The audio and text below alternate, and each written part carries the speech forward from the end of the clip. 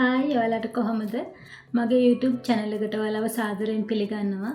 ඉතින් අද මම ඔයාලත් එක්ක කතා කරන්න බලාපොරොත්තු වෙනවා caregiver කෙනෙක් විදිහට ඊශ්‍රායෙල් එන්න තියෙන ඕනි මූලික සුදුසුකම් මොනවද කියන එක සම්බන්ධව.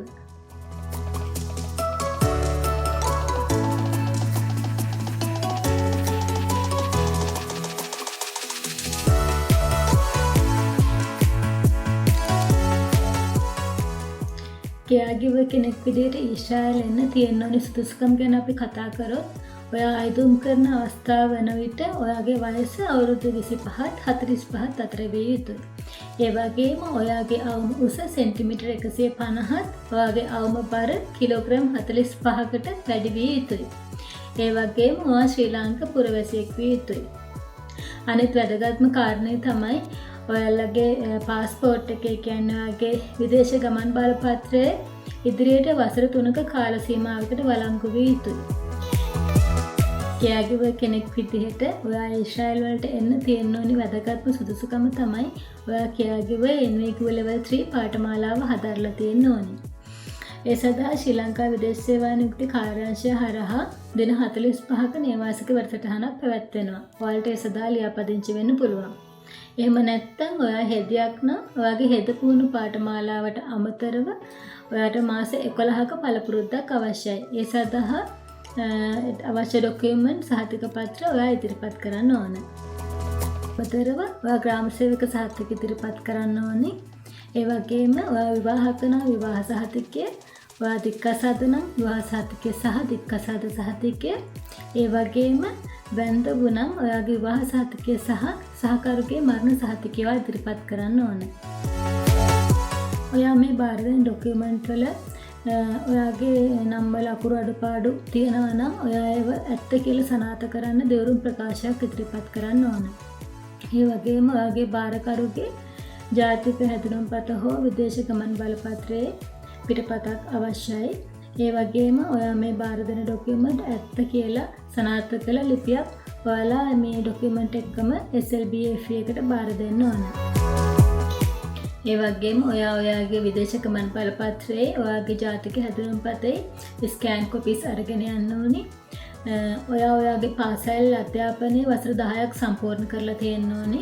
ඒ සඳහා ඔයා ඉදිරිපත් කරන ඔයාගේ පාසල් හැර යාමේ සහතිකය ඔයා භාෂා පරිවර්තකයෙකු ලවා ඉංග්‍රීසි වලට ට්‍රාන්ස්ලේට් කරලා ඒක තමයි ඔයා ශ්‍රී ලංකා විදේශ සේවා නියුක්ති කාර්යාංශයට බාර දෙන්න ඕන. caregiver කෙනෙක් විදිහට ඊශ්‍රායෙල් එන්න තියෙන ඕනේ මූලික සුදුසුකම් ගැන තමයි මම ඔයාලත් එක්ක කතා කරේ. ඒ වගේම මම ස්ක්‍රීන් එකේ සඳහන් කරන්නම් නැවතත් ඒ තොරතුරු මොනවද කියන එක ගැන. ඔයාලට නවතම තොරතුරු දැනගන්න පුළුවන් නිල වෙබ් අඩවිය තමයි www.slbfe.lk කියන වෙබ් අඩවිය. ඒ හරහා ඔයාලට අලුත්ම තොරතුරු දැනගන්න පුළුවන් caregiver සම්බන්ධව. ඔයා මේ ඩොකියුමන්ට් හදාගත්තට පස්සේ ඔයා වෙබ්සයිට් එකට ගිහිල්ලා ඔන්ලයින් ඔයාගේ ඩොකියුමන්ට් අප්ලෝඩ් කරන්න ඕනි. අපි බලමු ඒක කරන්නේ කොහොමද කියලා.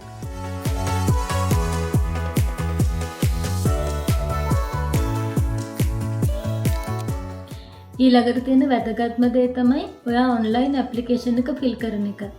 ඔන්ලයින් ඇප්ලිකේෂන් එක ෆිල් කරන්න කලින් ඒක ෆිල් කරන්න කොහොමද කියන උපදේශ පත්‍රිකාව මම ස්ක්‍රීන් එකේ දාන්නම්. මුලින් මේක බලා ගන්න.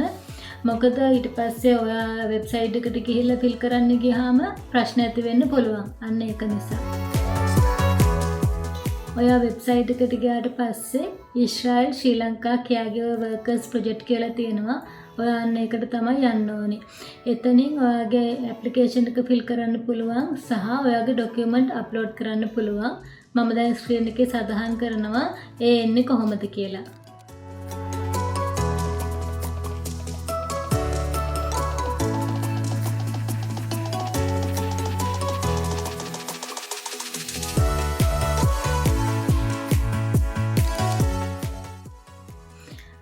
ඔයාගේ ඔන්ලයින් ඇප්ලිකේෂන් එක ෆිල් කරලා ඔයාගේ ඩොකියුමන්ට් අප්ලෝඩ් කරාට පස්සේ ඔයාලට රෙෆරන්ස් නම්බර් එකක් ලැබෙනවා. එතකොට ඔයා SLBFE එකට ඩොකියුමන්ට් බාර දෙන්න යනකොට ඒ රෙෆරන්ස් නම්බර් එකත් අවශ්‍ය වෙනවා. ඒ වගේම ඔයාගේ ජීවදත්ත පත්‍රිකාවක් අවශ්‍යයි.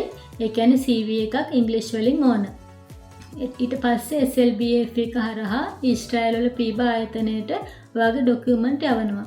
එතකොට ඊශ්‍රායල් පීබා ආයතනය කියන්නේ Population and Immigration Authority.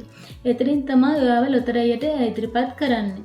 ඊට පස්සේ ඒගොල්ලෝ ડોකියුමන්ට් චෙක් කරලා ඔයා ලොතරැයියට ඉදිරිපත් කරනවා නම් ලොතරැයියට ඉදිරිපත් කරා කියලා ඔයාගේ ෆෝන් එකට මැසේජ් එකක් එවනවා. ඒ වගේම ඊට පස්සේ ඔයා ලොතරැයියෙන් තේරුණා නම් ලොතරැයියෙන් තේරුණා කියලා මැසේජ් එකක් ඔයාට එනවා. ඒ වගේම ඔයා ලොතරැයියෙන් තේරුන්නේ නැත්තම් ලොතරැයියෙන් තේරුන්නේ නැහැ කියලා ඔයාට මැසේජ් එකක් එනවා. ඒක තමයි ඊළඟ ස්ටෙප් එක. කෙයාගිවර් කෙනෙක් විදිහට ඊශ්‍රායලෙන් බලාගෙන ඉන්න ඔයාලට තියෙන ඕනේ මූලික සුදුසුකම් මොනවද සහ කොහොමද ඇප්ලයි කරන්න කියන එක ගැන තමයි අද අපි මේ වීඩියෝ එක තුලින් කතා කළේ. ඉතින් ඔයාලට මොන හරි ප්‍රශ්න තියෙනවා නම් පහලින් කමෙන්ට් කරගෙන යන්න. ඒ වගේම තවත් අලුත් වීඩියෝ බලා ගන්න මගේ YouTube channel එක subscribe කරලා තියාගන්න. එහෙනම් අදට ගිහින් එන්න. ආයෙත් දවසක මේ වගේ වැදගත් වීඩියෝ එකක් තුලින් හමු වෙමු. Bye bye.